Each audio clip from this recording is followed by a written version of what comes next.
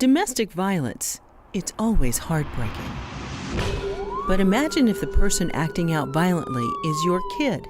Would you call police? For a parent to call the police on their own child is very difficult. And they're usually really desperate by the time they do that. They're just reaching out for whatever help they can get. Most people don't want the help to come in the form of a jail cell and criminal record. Now, there is an alternative. Family Intervention Restorative Services, or FIRS, a respite center that looks more like a college dorm than a jail. With the new setup, they'll be able to know their child is going to a respite center where they're going to get support and help. It's not jail.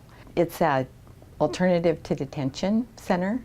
So for youth who have been violent in the home, because parents are often calling because they're afraid and they really need some safety and they need a break from their youth. They'll have the support of a probation counselor and a step-up social worker that will be teaming together to help them get the services that they need. Those services start right away, no need for a court hearing.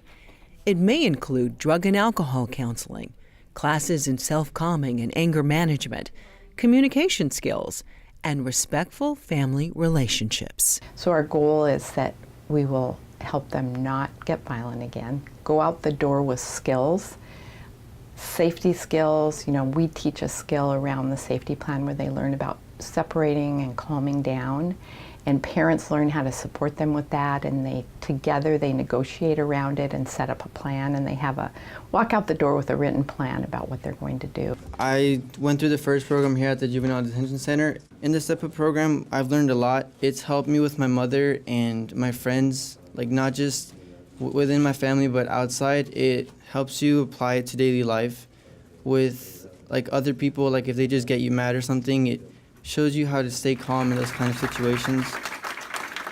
It's focused on youth who are aggressive at home toward their family members, where they have outbursts and they might punch holes in walls or hit people or get threatening.